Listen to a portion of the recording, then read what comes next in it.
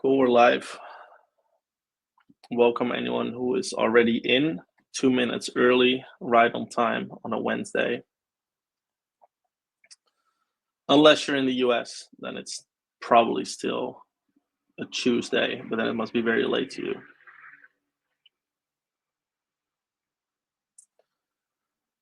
So today we got an exciting one. It's about OTC deals, and why I think this is so exciting is because these are the deals that generally people don't see are happening on projects. These are not the typical things that are disclosed publicly.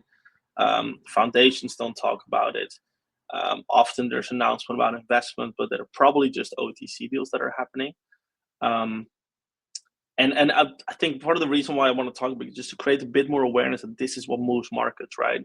And I'll talk a bit more about it. It's like people doing OTC to do buybacks with or KOL marketing, and then these OTC deals, they vest again, and that's where selling pressure comes from. And if I were an investor, I would want to know exactly the type of OTC deals or investments they have and what the vesting on those is, where they got in, at what discounts. But these things are not happening. So I'll mainly be talking about two OTC deals, like the very big projects, and then you have, let's say, the smaller and mid cap. And there's a little bit of a middle section as well, which I'll briefly talk about. So again, for anyone joining, we'll wait a couple more minutes to get started. Please take a glass of water and enjoy.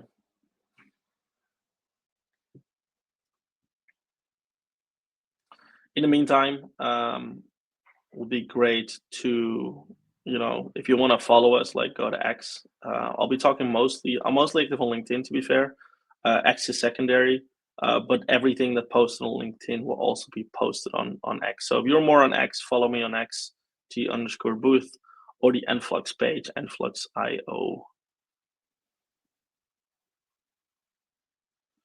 I would say like the company one is more to stay updated with the company as well. We do talk about some concepts that we believe in, really more the opinionated things, and the more, really the things that happen on the back door when you're in the B2B space, is what I'll be talking about more on my personal profiles as well. And it's funny, right? Because as a B2B, you see how the space is really formed, what is really happening within that. And I think a big part of that is OTC deals. You see OTC deals happening where I bet retail is not even aware that this is the type of like deals that are, institutions have access to. So as we're nearing 10:02, I'm gonna kick it off. I would say if you do have any questions, post them on X. If you're watching from X, post them in the comment section on LinkedIn as well. We'll cover them at the end, but if you post them, just post them in there then, and I'll cover them at the end. So let's kick it off. The secrets behind OTC deals. We'll talk a little bit more about like the distinction, because OTC deals are, some people call about desks or VC investments or trading. And we talk about general funding for a project, the risk reward structure, what really drives markets, to be fair. Small projects OTC, we go to the big OTC deals, and then anything for if you're an investor, an LP or VC, watching as well, like how you can actually get into these type of deals. So it's actually interesting, right? Because what drives markets? We always think, well, it's fundamentals and stuff, but it's actually speculation most of the time that drives a market, because most of the volume is speculation. And OTC deals play a big role, because in Mantra, the way they got the price up here was to do OTC deals at a lower level with discounts in order to do buybacks with those OTC, prop the price up in that way. And then there's a lot of selling pressure, right? Like, and of course there were multiple reasons why that all was happening, but part of the reason why this lag was up is because they've done OTC deals. So ideally, if you're a trader, you can actually trade this and know exactly what the OTC is, but you got to have almost some inside information on what happens with those funds. Most of the time, it's either going to product, runway, or it goes into like buybacks and KOLs and marketing, etc. And that's possibly what is happening right now, right? People are gearing up for maybe alt season, and that's why OTC deals are happening at this point. So when you talk about OTC, there's three types of OTC things that people talk about, right? You have the desk, which is, let's say, a flow desk, where if you're a high net worth individual and you want to buy or sell 1,000 or 10,000 Bitcoin, you can just go there, and I call it more like block trading. They just simply buy very quickly across all exchanges, minimal slippage, minimal price impact, and that's the spread is what they kind of capture. Then you have an OTC desk, which is different, but they focus on investments. So they're basically a broker. They connect buyers and sellers together, take a 2.5% fee from a project that wants to raise 10 million via OTC, and then source the buy side of people that put down all the money and also get 2.5% of that. And then you have the last one, which is the OTC investment, which is often guys like us, Enflux, a VC, a hedge fund LP, market maker, that is on the buying side of this investment. So that's mostly about the individual deals that come from OTC desks, but the OTC investments are coming, directly from the with the buyer and the seller being the foundation most of the time. I think it's especially important to understand OTC desks and how they're different from these OTC investments or OTC brokers, so to say. So I just want to briefly summarize, if you're looking for funding, the ways you can go, and this goes for sometimes pre-seed investments where, the vestings are quite long, all the way to, like, let's say, short-term vesting in OTC deals, because it's always a thing of like, how quickly can I get access to capital, and what are the terms on these deals? Because most of the time, if you want fast access to capital, your terms might be worse. And with terms, we mean investment horizon, like lockups, investing, and discounts, etc. So what we see here is, if you look at general, let's say, VC investment or pre-seed investment, the access to capital is generally slow, right? You need to convince someone to believe in your mission or your vision in order for them to put the money down. But on the other hand, you get 12 to 36 months vesting. You get partners that are willing to put up capital with you and work with you and actually grow you, or at least that's what you're looking for if your fundamentals are strong enough. On the other hand, you have things like launchpads in order to raise capital. Investment horizon is generally short. Often there's either no lockup on these deals that retail is putting down, or there's only like 30 days. Access to capital is faster than a pre-seed VC. These launchpads are just onboarding people more easily, but it's not as quick as possible, like as you want. On the other hand, again, the investment horizon is shorter. The sell pressure is higher. You get lower vestings. And then we have, I think, vested OTC deals for big projects primarily. That's what Enflux does, or flexible OTC deals. And I'll go into them in a little bit.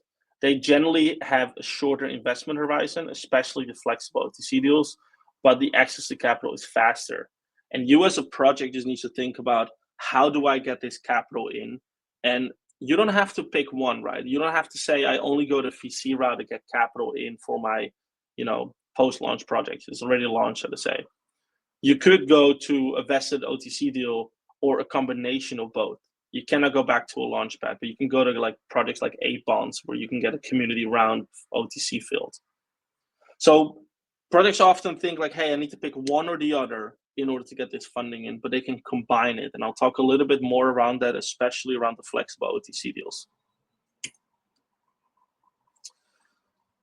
I will talk about two trading decisions or investment decisions that investors make.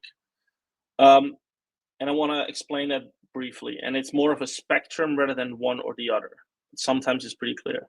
An investment decision is from someone that understands, the fundamentals and the tokenomics and really believes in what you guys are building.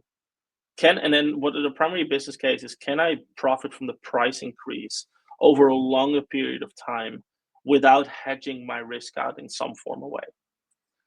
They are willing to take a higher risk because, a project can blow up, and are generally like VCs or pre-seed investors. Then you have trading decisions, which is mostly coming from VCs, hedge fund market makers. And the question is, does the trade make sense here, regardless of the fundamentals? So an example, if you give someone no vesting and 10% discount, often the trade makes sense, and they're not in for the investment. So there's two type of decisions that are made here, and it's good, I think, for everyone to understand before we kick off the rest of the webinar. And this is how generally I would say it works, whether it's more of a trade decision or more of an investment decision. So the first one is, do you have a perps market? And the reason I ask that is because if you have a liquid perps market on Binance Futures, for example, it's often a trade decision. Someone who come in will buy the tokens at a discount, short it, and they will assess whether there's a profit to be made. And does this mean it's a full trade decision? Probably not, because I mean, it could still be that he doesn't hedge out it fully, and I'll talk about how this trade works in a little bit. He can decide I only hedge out 50% of the exposure, which is maybe a better deal for them. Then the other question is, let's say they don't have a perps market. Is there a lockup? If there's a lockup, it's often an investment decision because you need to hold tokens for a longer period of time. If the lockup especially is over 6 months, and you need to know that the fundamentals of the project are good or that they're doing something properly with the money. If there's no lockup, it's often a trade decision or a balance decision. An example, if there's lockup, when it becomes more of a trade decision than an investment decision, is the following. We've seen OTC deals coming to us, and what they ask us is like, hey, can you guys, like what we'll do is I want you guys to buy 100K worth of a token at 30% discount or 40, and we'll promise to keep the price at this level, and we'll spend a lot of marketing and push the price up. And I know some market makers actually get into these deals and they execute the trading as well, where they buy up the price higher. Well, if that's the case, first of all, I think that sounds like manipulation. But if that's the case, things become more of a trading decision because they know, like, well, if I trade this, regardless of the fundamentals of the project, for 6 months and I make sure the price is up and I do it myself, the trade makes sense and the risk reward is calculated rather than it being an investment decision. So I want to go into OTC for big projects. And what I mean with big projects, I mean projects that are often listed on Binance or Bybit perpetuals and are generally in, let's say, the top 6 to 800. So this is what a general deal look like. Top 600 project, they're listed on Bybit perps or Binance perps. They're 30% discount. There's 4 months cliff and 4 months linear vesting, and there's a 1 million minimum commitment. And these are the deals that are just thrown, into at OTC brokers quite a lot. Like we get access to this deal flow quite a lot. This is an example of the project, so to say. This is the liquidity it has. It's listed on Binance as well, quite a large amount of liquidity. And it also has a Binance futures listing with a decent amount of volume, good open interest, and funding rates that are also such that if you short it, you're actually earning money on it. Also, if you want to trade $1 million in this market and there's, $500,000, 2% depth, you could simply short it without too much issues because there's enough liquidity. So if you want to make the trade decision, right? Because how would you trade this? And then, of course, it's a decision. You can also say, I don't want to do this, but a lot of people trade it this way. I receive 1 million worth of tokens. Let's say it's 2 million tokens in total. You send 700K, that's a 30% discount. And then you go on the perps markets here and you short, the $2 million tokens, which means that if you buy, like a more simple example, if you buy 1 Bitcoin, you short 1 Bitcoin, if price goes up, you don't make money. If price goes down, you don't make money. So how do you make your money is with the 30% discount on these tokens.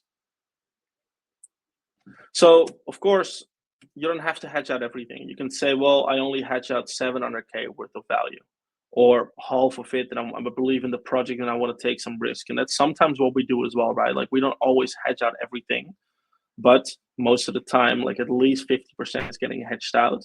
And then we take some directional exposure as well with the project.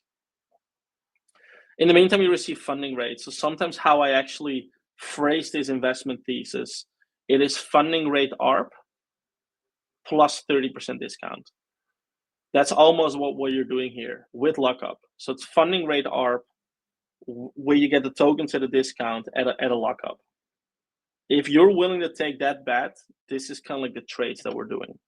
But you need to be able to assess the risk here when it comes to slippage, open interest, funding rates, and some due diligence with the project. Pretty simple. Once you receive the tokens after 4 months, you close part of the short, and then you start selling the tokens. One thing that's really important when I mean, as an investor for us, but I bet also if you are a token project and you want to close these deals, it's the funding rate. I have an example here of a project that where you see the funding rate. I think this is over a month at least. It's negative, which means that the shorters are paying the buyers. Most of the time it's flipped, where the buyers are paying the shorters, which means that if I short my position here, I will be paying people money the whole time. So my investment thesis, my trade doesn't start to make sense anymore because I'm paying, you know, on a daily basis, let's say, you know, 10, 20 basis points. And if that's over 6 to 8 months, that's quite a big amount. So one note on this, right, is because the reason there's vesting is because people don't want the sell pressure straight away. But I think there's one interesting thing is the moment you short, there is sell pressure straight away. So I don't know if projects fully know this, but some don't. It's like if you short out, you know, the size, there'll be selling pressure straight away on the market. Little side note is selling pressure on the perps market is not as affecting the price as selling pressure on the spot. So there is a little bit, like, it's not as bad as it sounds. So I think when we talk about the trade and the investment decision again, right, like this, what I'm talking about here is really more of a trade decision. And why I say it's a spectrum is because, well, if I hedge out 50% and not 100%, it's becoming 50% a trade decision, 50% an investment decision. Or if I decide like, hey, I fully want to take a long position in this product because I believe in it, it's fully an investment decision. What you'll, if you're a broker or if you're a fund or a project, what you'll find it's easier to find capital for trade decisions than it is for investment decisions, to be fair, because there's a lot of people that understand this trade that are willing to take it, and there's fewer people that really believe in certain projects with a big bag of capital that are willing to take a risk on the project. So it's harder to source. But if you really, you know, find someone that believes in the project, you might be able to find, you know, better terms as well. That's for you to figure out, right? Like who do I want, and am I able to find that longer term investor who I can give like 12 months of vesting to with 30% discount rather than 6 months of vesting.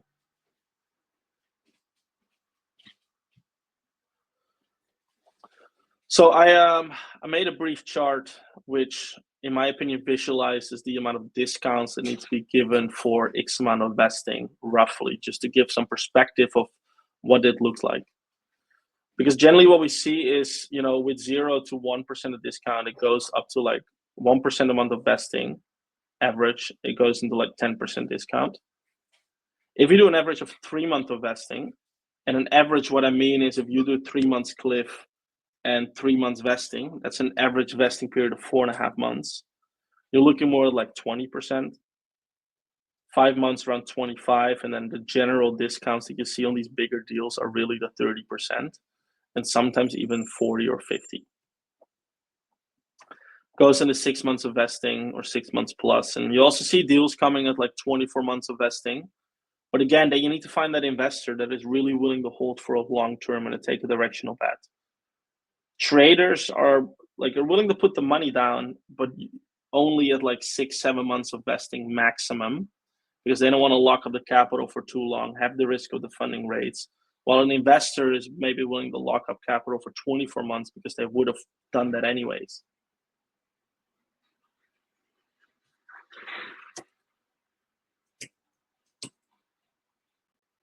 A couple more comments on this one is for the big projects, OTC, where hedging is involved and everything around that. Generally, how it works is there's smart contract and involved with vesting / escrow party. Escrow party, for example, being BitGo, or a smart contract vesting, which is, for example, Magna, can be used in order to automatically distribute the tokens at a time. This is to, of course, don't have counterparty risk. There's always, at least for us, KYB and KYC involved when doing these type of deals. So if you're a project, keep it in mind that that's needed.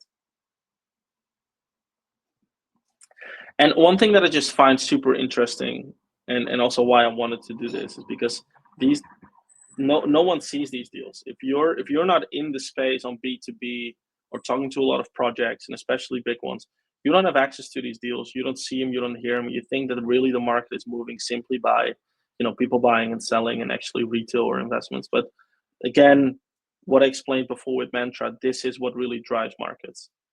Not everything, but it's a big part of what moves markets up and down. Again, the Mantra example, where there's a lot of OTC that happen around this price at 30% discount, that give them capital to push price up. Exactly, I think if you look at here, January until here June, this is also where they might have been able to offload those OTC deals after a 6 month vesting. We were not in on this deal, luckily, but yeah, this is an interesting one.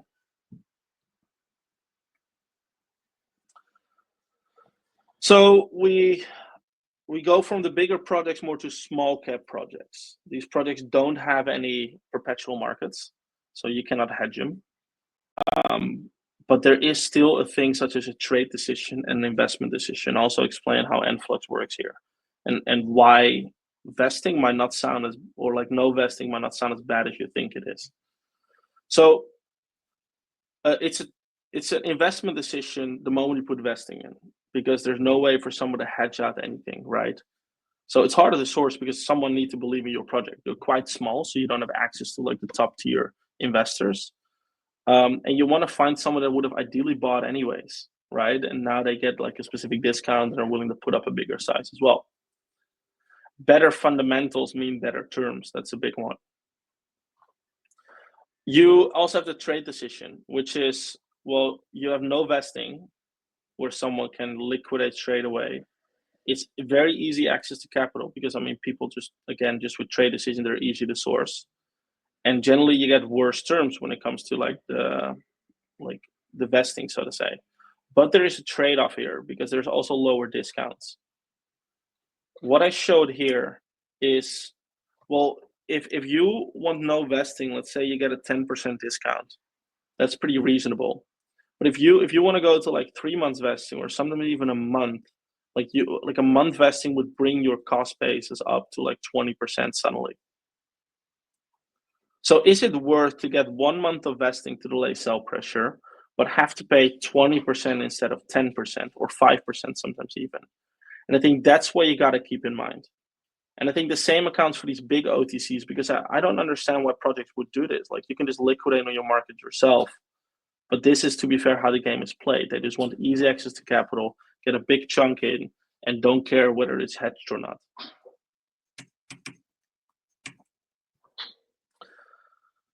So let me go into a general deal on the small cap OTC. It's, let's say, a 5K flexible deal. So there's two ways, by the way. Like there's a big size that you can do once, or there's flexible OTC deals, which is what we're doing. 5K OTC, 10% discount, and it's flexible because both parties can at any given day say like, hey, today I want to do a deal, or today I don't. We had a project the other day that says like, hey, ETH is up. I think this is the right time to do a deal rather than wait for ETH to go down. So they did a deal, and the day after they didn't.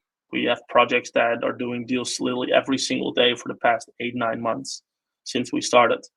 Because the goal, what we have, is not to give you as much money as quickly as possible. The goal is to have a flexible treasury building system that works continuously, which means that if we start to do sometimes 10, 15, 20K on some projects on a daily basis, it wouldn't be great because the market cannot handle it. So I think the reason we can do this is because we're market makers. So we have algorithms that know how to liquidate in markets. Can this work on any project? Probably not, because not every project has enough volume to sustain certain daily deals. So it's not the fit for every project. And to be fair, some projects are big enough where they can get better terms with vesting from a VC, 12 to 24 months, 30% discount. And then I would say, well, that's probably a better deal. But again, it doesn't have to be one or the other. I'll go into that in a little bit. Often some other benefits that go into both the big and the small OTC deals are things like market making, marketing support with KOLs, and all that kind of things. And I think the one thing that we've received a lot of good feedback on is the real-time analytics. So we show projects actually how much sell pressure we put on the book at any given point. So they know where we sell, how much pressure. We don't use market orders. And that's, again, we're market makers. We know how to do this. So what they see, for example, is they can see at this time, we are providing around like $125 on the sell side on this book within 2%, while the total sell depth is around like $400 at this point. So they can see our involvement in the book and how aggressive we are. Of course, there's still a bit of trust in this involved, but no one, I think, shows where they liquidate their tokens when they do these type of liquid deals. The process is pretty simple as well in these liquid deals. It's like Mario, our OTC operator, our OTC trader, he quotes someone a specific day, simple message, and if the other person has actually agreed, he'll send this and actually sends over the transaction when it comes to the dollars as well to this project. So these are the things that are happening on a daily basis. So he quotes every day. If you want to take it, you can take it. If you don't, you're like, hey, this is not the right day. Some projects decide not to. Again, ideally, we make this a sustainable flow that's easier for both parties. But that doesn't always work for everyone. This is why sometimes I think daily deals are better than like long-term. For two reasons. I think some projects are too small to handle big daily deals. If you do a 500K deal here or $1 million and that's getting unlocked, like these markets cannot handle it. And even in 6 months, I sometimes wondered if projects are able to handle it. So vesting is kind of like a loan, right? You take a deal with 24 months of vesting because you think the capital right now, you can use it. So in 24 months, you're able to, absorb that selling pressure. And therefore, sometimes a month vesting, I'm like, what are you talking about? Like, what are you really going to do in this month to make it dent so you can absorb 500K? And therefore, sometimes long vested deals, so let's say 3 months at big discounts and larger sizes don't make sense because markets will not be able to handle it in the future. And that's, again, where we go into this. Like, you can structure it in different ways, right? What you could do if you need 500K, I would say first go with a VC investment. Find someone with a 6-month minimum cliff, no more than 30% discount, and that seems to be a decent trade-off. Then you source the other one with 250K with no vesting, flexible deals, treasury building, with only 7 to 15% discount. Well, the thing is, you're not suddenly getting 500K thrown at your market. You're only getting 250K after 6 months. And on a daily basis, you will have some selling pressure, but ideally your markets are able to handle it. So, and the other thing is your cost would be lower because you don't need to give away 30% discount, but it's only 7 to 15. Last one is what I would look at is not a launch pad here, but it's more A-Bonds, which is a platform where they have it's kind of like a launch pad where the community can actually invest, which is awesome. So it's a bit expensive in my opinion because you need to pay 2 parties. It's like you need to give a discount and at the same time you need to pay the platform. But what I do like about it is that it's community investing. So people will actually see these deals and they can participate if they want to, which is awesome.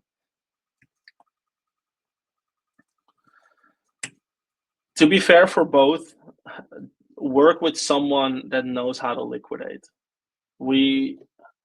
like as we're market makers, we've been on deals where the project has done OTC deals with another party, and like we don't do OTC and market making at the same time on smaller projects as well, because there's conflict of interest. So we see that, and then we're like, and then the day after, we just see our balances go down very aggressively, wicks on the chart. That's because they just simply hit the market buy button the whole time in order to get rid of their bag and profit straight away. And our feedback is pretty clear. It's like, hey, stop this OTC deal. It doesn't make sense to do it, because these guys are dumping on us as the market maker with your capital. So you're basically selling at 30% discount and then buying it back 30% above that price continuously. So again, work with someone that knows how to liquidate, or work with a VC that uses the market maker to get rid of tokens.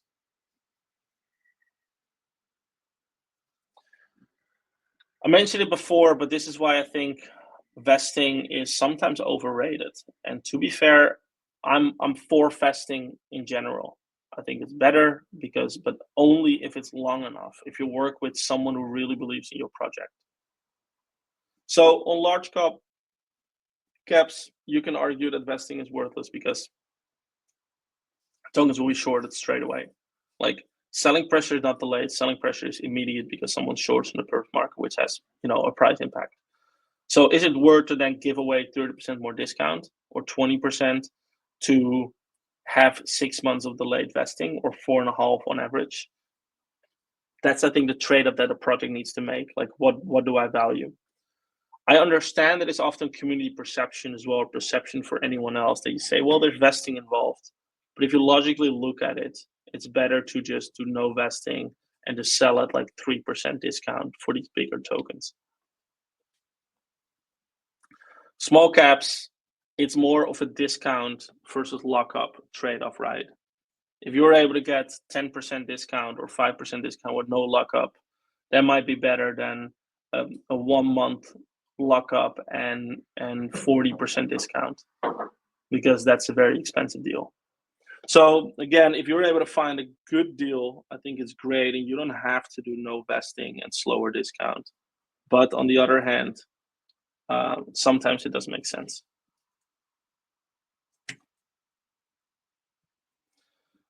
I want to make one last comment, and then that's actually the end already, and then we can go into some questions. Is fundraising is hard. It is sometimes easy to go the easy trading decision route and lower your discounts or increase your discounts and lower the vesting, etc. But it's really a matter of like, how quickly do you want or need the capital? If you want it quick, there's solutions for it. It's often OTC, and that's what we're here for, right? And we're happy to take these deals and collaborate and do it the proper way. I would still say, if you need proper fundraising and you need to find a VC, that takes time and effort, and you need to be good. You need to have maybe actual revenue, actual users, so you can prove something. And there are some VCs that are actually more trading VCs. They just still make trading decisions, and they want you to do some sketchy stuff in order to, offset the risk for them and do buybacks with it. But if you can find someone that truly believes in your project and what they do, that is so much more valuable, and willing to invest in it for the long run is so much more valuable than finding someone that's just quickly a trader. Again, it's a matter of access to capital. I don't say there's a right or wrong, and there's probably a mix option available too. A quick one, and then again, if you have any questions, please put them in the comment section for now, because I'll go into that in a little bit. A quick chill while we're at it, for LPs, VCs, and funds on this side. We're open to things like co-investments, deal flow, and also, if you guys don't deploy any capital yourself, and you being an LP for Enflux, happy to chat about that. For projects, probably know we do both of these investments that I discussed, the large cap vested ones and the flexible OTC deals. And I'm happy to look at your project as well and take some vested deals too. But it is less of a bread and butter. So I wouldn't say we're a VC in that sense. We're in more of a trading decision maker. But we have made investments as well as a market maker. Our bread and butter remains market making, and it probably will remain for a very long time, and not OTC investments. But these go hand in hand because we use our market making capabilities to sometimes add some more value to these investments, or we know exactly how to liquidate tokens in markets. Many questions. I would love to answer them. If you can put them either in the Grace, if you can send them to me on Slack, that would be great. From X, and then I'll cover them from here. I'll see there's quite a lot. I'll go through them first.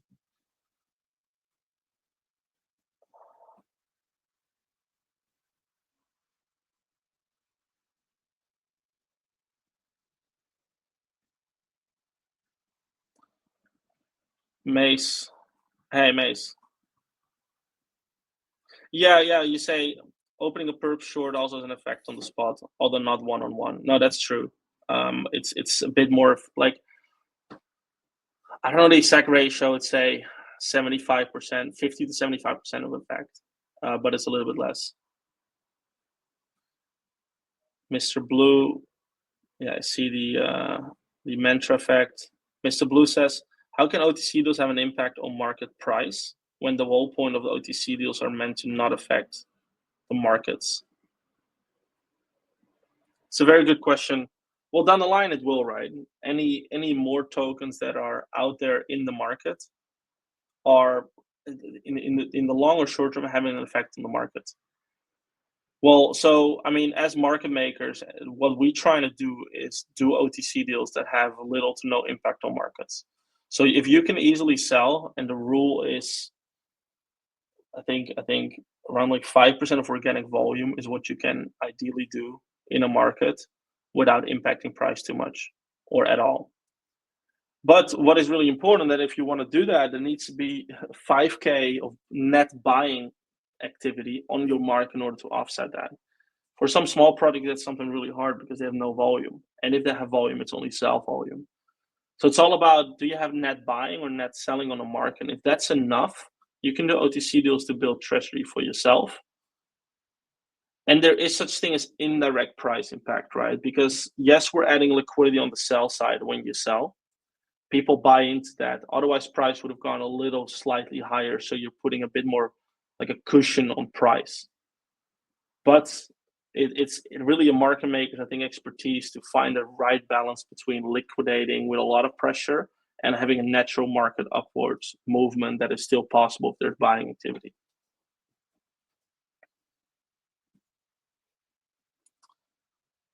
Arafat, we will definitely put it on our YouTube, the recording.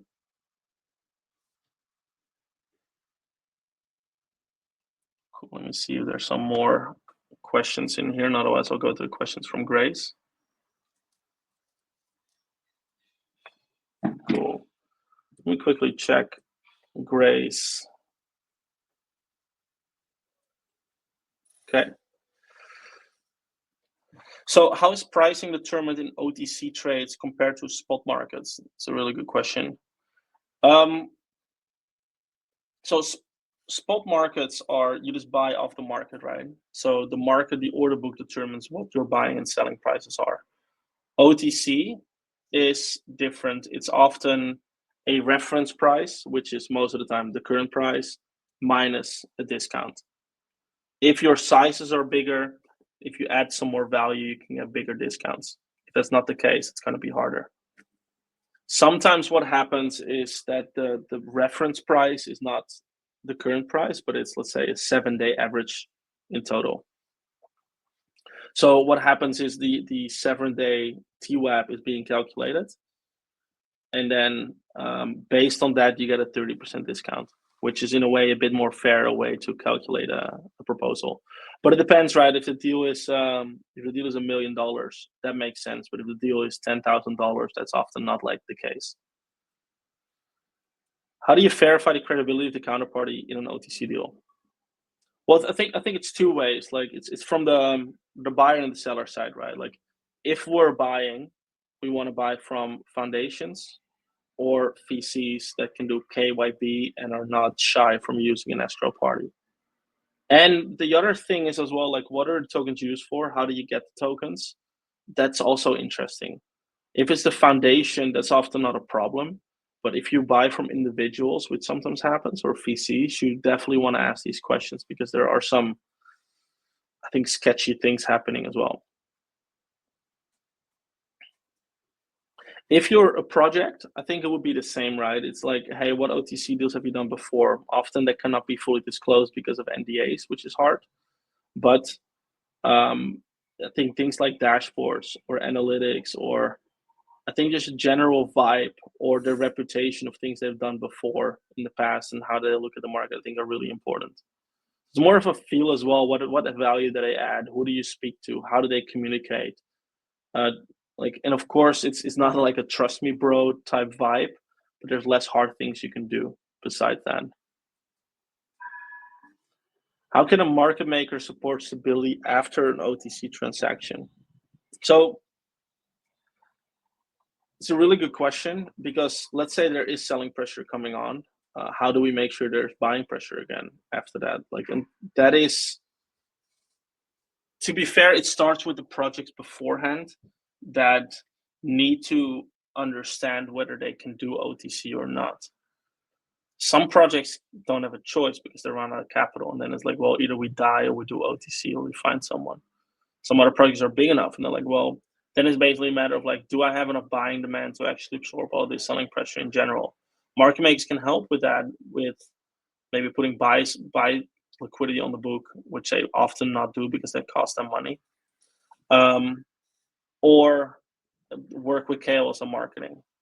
There's one other thing which is really interesting, right? Is this happens on vested deals, and this is ideal for us as well. Let's say you get a vested deal, but the thing is you get the token straight away. What market makers could do is say add 20, 30K of order book depth on both sides. With that capital, trade a delta neutral, which means they don't sell, but for every time there's a buy happening, they sell somewhere else and create a healthy, stable market with that liquidity. That is how they can add more value in the meantime. But there's trust involved. I mean, we show dashboards on how much balance we actually hold with the token still, and we're happy to put it into like a MetaMask in order to prove that every once in a while. But yeah, like some parties that don't provide it, they might just sell the tokens and actually dump on it. So there's trust involved there. But market makers can add more stability there.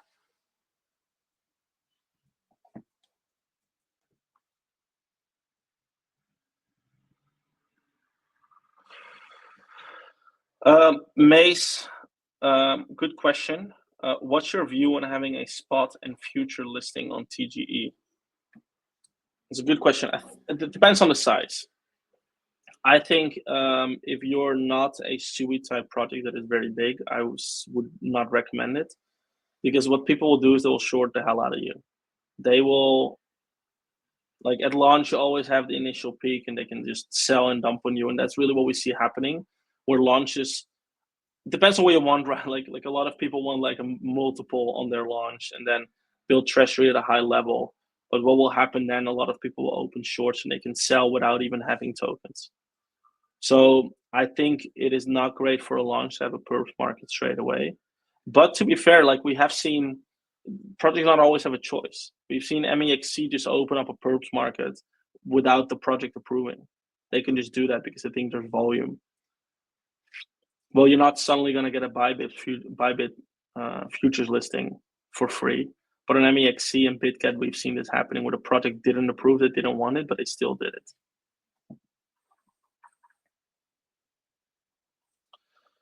So Waleed, a lot of projects listed on perps, Binance first, and then spot after a month. All these projects did bad price action wise. Can you expand on this for the technical view? Well, this is my thesis on these deals. It's not free to get listed there. And I think the reason they do bad is because first, people can short them.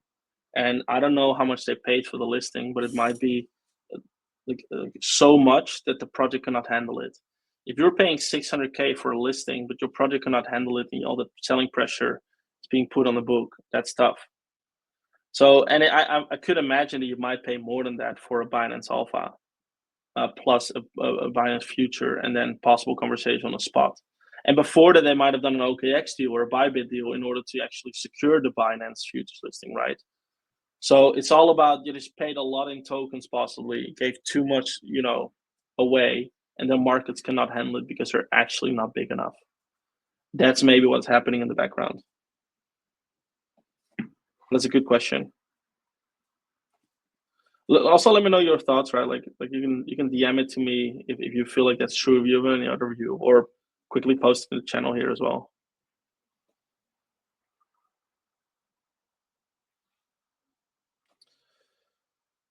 Let me see. Okay. Can Enflux OTC for pre-TGE projects? It's not a good question. I wouldn't. That's not an OTC. It's OTC, but that's more of like a VC investment, in my opinion. And that is not what we do. You got to find a VC that believes in you, so to say. We can market make for you at your TGE and build treasury for you, but we don't do pre-TGE OTC deals. Can you explain how OTC deals help projects unlock tokens at specific periods? How OTC impact helps?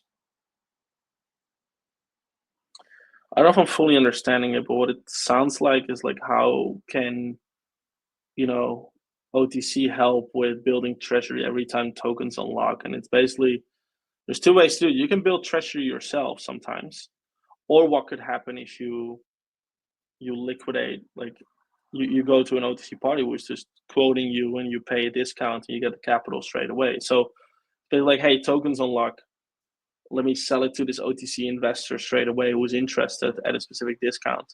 That means that I don't have to do any liquidations. That means I don't need to set up any accounts. And that means I don't have to go on PancakeSwap or Uniswap to sell, and my wallet has that transaction. It's like, let me go to this OTC party and, they just pay me dollars straight away and I sell it to them, and it's barely off my plate. Is it always the most responsible thing? Probably not, because sometimes there's backdoor deals and these guys don't know how to liquidate, etc.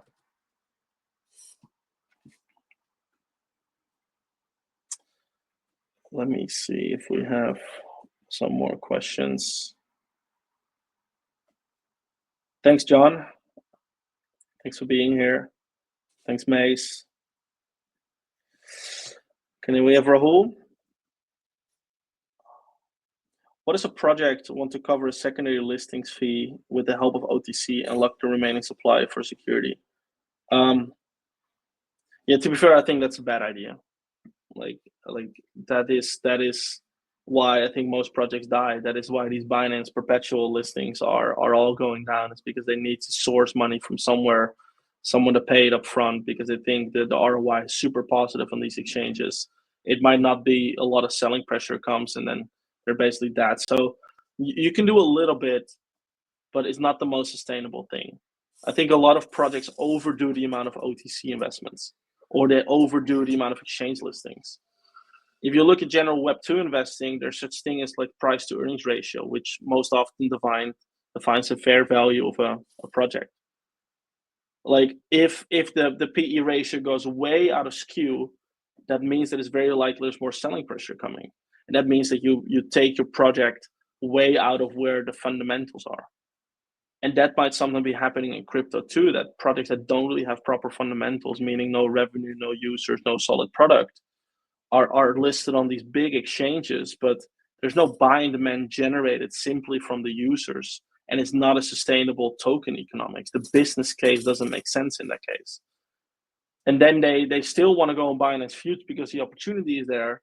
They do it, they raise a lot of capital. 6 months later, that selling pressure comes on and they basically die. And that's just really hard to do. You need to focus too much on speculation rather than having a real solid product around it with revenue.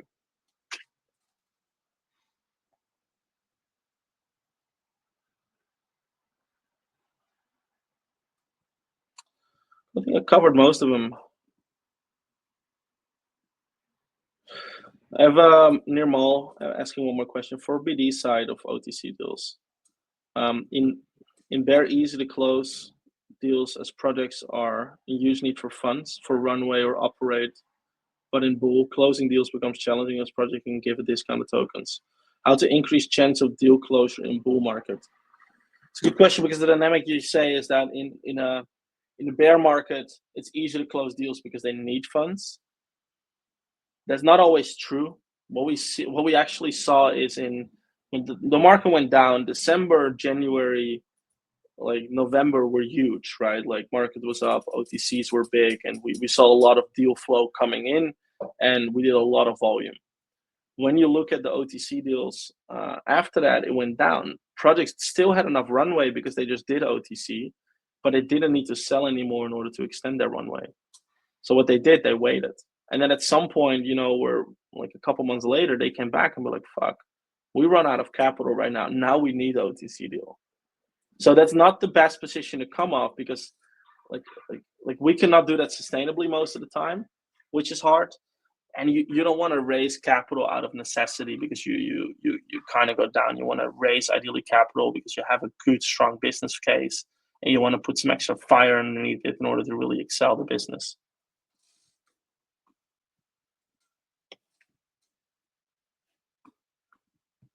Let me see if there's any more questions. I think that's it. Let me check one more time with Grace.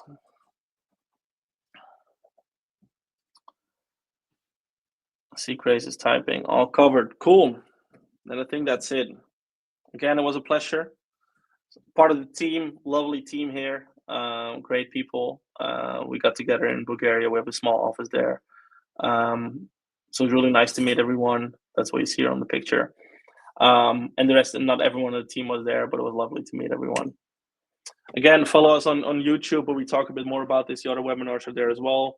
Mostly talk on LinkedIn, me personally. Everything will also be on X if you're more on X. And make sure to follow also the company pages.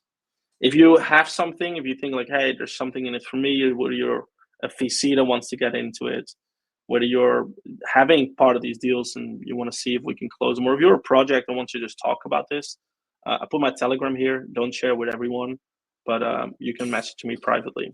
I'm busy today, probably reply tomorrow, but feel free to send me a message.